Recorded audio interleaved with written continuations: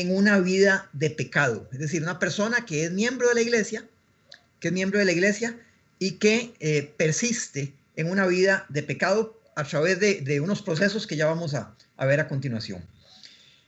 Múltiples pecados graves pueden requerir la disciplina por parte de la congregación. Pero esta disciplina que aplica la iglesia es un proceso gradual que tiene que irse desarrollando a través de etapas. La exclusión del creyente es la última de estas etapas. Entonces, el único pecado que puede llevar a una congregación a esta medida extrema es que ese miembro de la iglesia se niegue a arrepentirse del pecado que inició aquel proceso desde sus primeras etapas. Entonces, la exclusión es la medida disciplinaria más extrema que puede llevarse a cabo en la iglesia. El pecador impenitente, es decir, aquel que se aferra a su posición de no arrepentirse de su pecado, es excluido de tener comunión con los demás hermanos de la iglesia. La doctrina que sostiene esta acción viene de las enseñanzas de Jesús en diferentes pasajes. Por ejemplo, tenemos en Mateo 16:19. Y a ti te daré las llaves del reino de los cielos, y todo lo que atares en la tierra será atado en los cielos, y todo lo que desatares en la tierra será desatado en los cielos. Estas eran palabras dirigidas a Pedro en representación de todos los apóstoles como líderes que iban a ser de la iglesia. En Mateo 18, del 15 al 20, tenemos esto ya más detallado, un pasaje muy conocido. Por tanto, si tu hermano peca contra ti, ve y repréndele estando tú y él solos. Si te oyere, has ganado a tu hermano. Mas si no te oyere, toma aún contigo a uno o dos, para que en boca de 2 o 3 testigos conste toda palabra. Si no los oyere a ellos, dilo a la iglesia. Y si no oyere a la iglesia, tenle por gentil y publicano. De cierto os digo que todo lo que atéis en la tierra será atado en el cielo, y todo lo que desatéis en la tierra será desatado en el cielo. Otra vez os digo que si 2 de vosotros se pusieren de acuerdo en la tierra acerca de cualquier cosa que pidieren, les será hecho por mi Padre que está en los cielos. Porque donde están 2 o 3 congregados en mi nombre, aquí estoy yo en medio de ellos. Observemos que este concepto de atar y desatar está directamente ligado a la disciplina de la iglesia. En un momento vamos a regresar a esta diapositiva.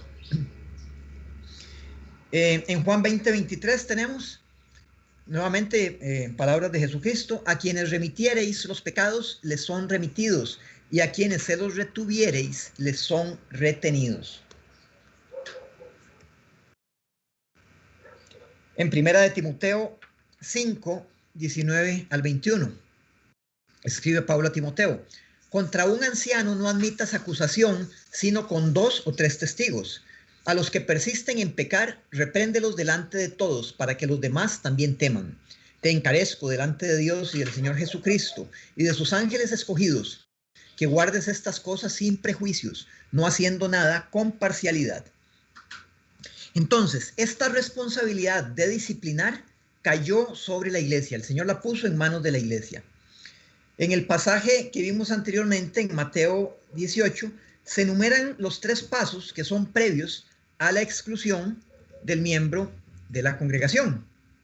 Entonces, podemos ver, el primer paso es que el pecador debe ser corregido en privado. El pecador debe ser corregido en privado. Versículo 15.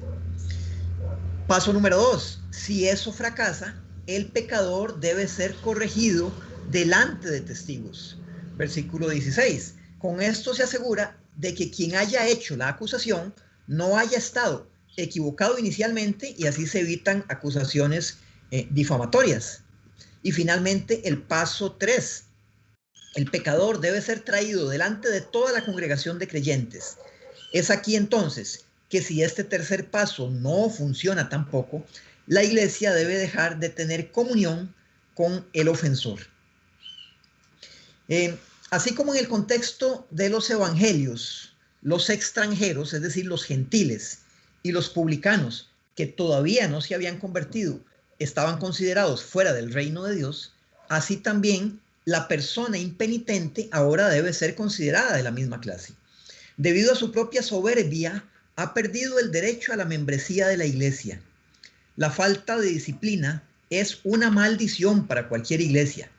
Es claro que debe haber reglas concernientes a la fe y a la conducta.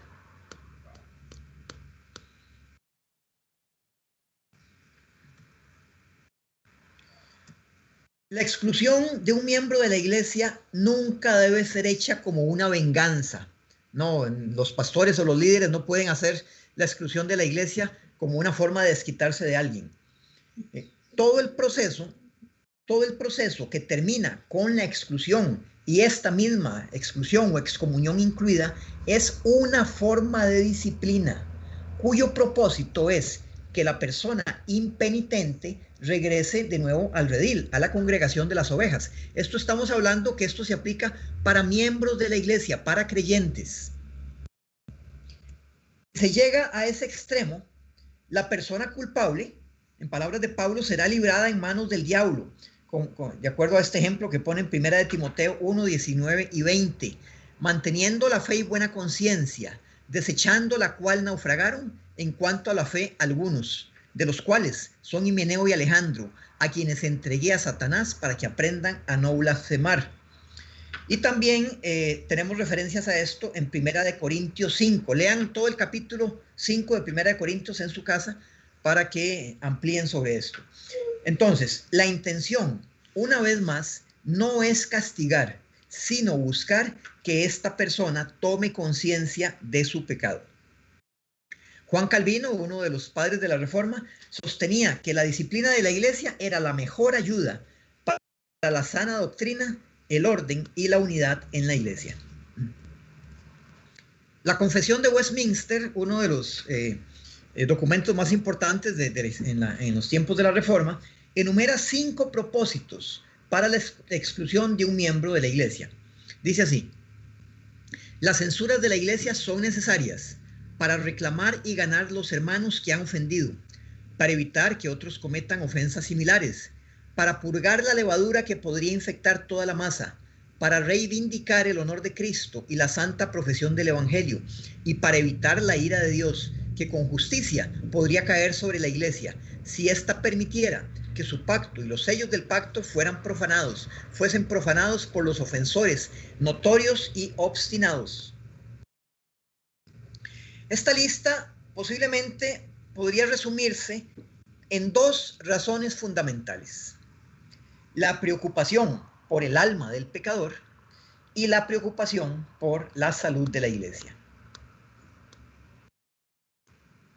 Entonces, tengamos claro que la excomunión de un creyente de la iglesia es parte de la disciplina, y esto es un encargo dado por Cristo a la iglesia.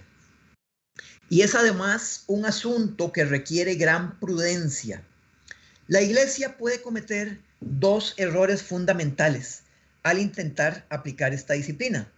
Por un lado, podría ser demasiado laxa, demasiado floja, permisiva, es decir, demasiado tolerante.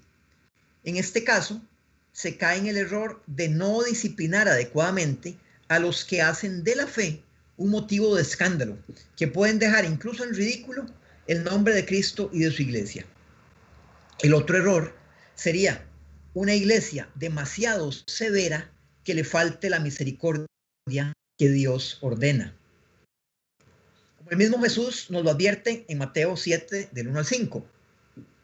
No juzguéis para que no seáis juzgados, porque con el juicio que juzgáis seréis juzgados, y con la medida con que medís os será medido. ¿Y por qué miras la paja que está en el ojo de tu hermano y no echas de ver la viga que está en tu propio ojo? ¿O cómo dirás a tu hermano: déjame sacar la paja de tu ojo, y he aquí la viga en el ojo tuyo? Hipócrita, saca primero la viga de tu propio ojo, y entonces verás bien para sacar la paja del ojo de tu hermano.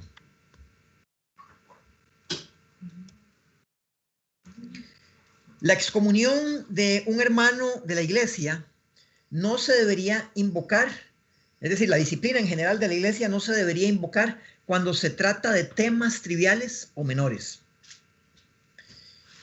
Hay que tener mucho cuidado porque una pequeñez puede llegar a convertirse en la ruina del pueblo de Dios, somos llamados a tener un espíritu de paciencia y tolerancia unos con otros, de la misma manera que Dios es paciente también con nosotros. La Escritura nos llama a tener la clase de amor que cubre multitud de pecados, como lo manda Pedro en 1 de Pedro 4:8. Y ante todo, tened entre vosotros ferviente amor, porque el amor cubrirá multitud de pecados.